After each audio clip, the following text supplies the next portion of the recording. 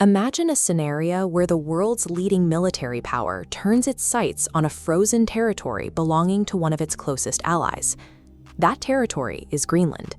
It is the largest island on Earth, practically buried under an ice sheet that covers 80. When you combine those three assets, essential minerals, emerging trade routes, and total surveillance, this sparsely populated island becomes a strategic necessity for any power seeking to control the 21st century. So let's play out the war game. The United States decides current access isn't enough and orders a rapid military deployment to take the island. Within hours, naval fleets and special forces lock down key civilian infrastructure. They secure the airports, communication grids, and government centers in cities like Nuuk. Because Greenland has no major military force of its own, the physical resistance is practically non-existent. The US military establishes complete control in a matter of days. While the tactical victory is clean, it immediately places the United States in direct conflict with the very treaties and diplomatic norms it spent the last 80 years building. The problem begins with a simple legal reality. Greenland is not an independent nation. It is an autonomous territory governed by Denmark, and Denmark is a founding member of the NATO military alliance. The entire foundation of this alliance rests on a single rule, Article 5. An attack on one member is an attack on all. By attacking Denmark, the US triggers that exact clause, forcing NATO to declare war on itself.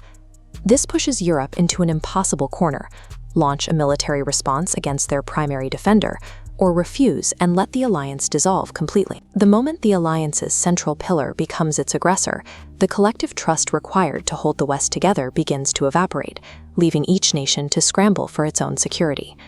Meanwhile, back on the ice, the occupying forces are facing their own reality check. Maintaining a massive military presence across this terrain requires navigating extreme cold and managing brutally complex supply chains. Add to that a highly motivated local population resisting foreign control. Very quickly, US forces find themselves bogged down in a draining, long-term insurgency in the snow, and the retaliation extends far beyond the battlefield. Europe responds by severing trade with the US, its largest commercial partner, cutting off the flow of essential microchips and medical supplies. This chart maps out the economic reaction.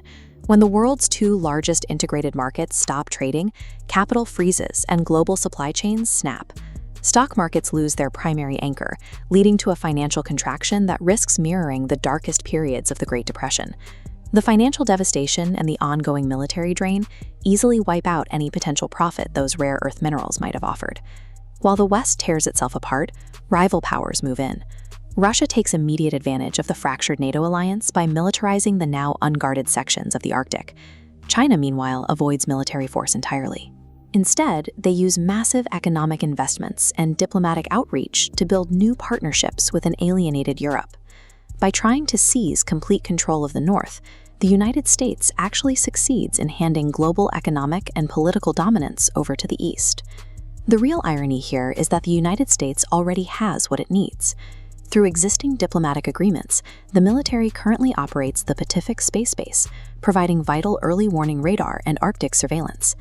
They secure their strategic interests safely, affordably, and with the full cooperation of their allies, avoiding the self-inflicted economic ruin of an occupation.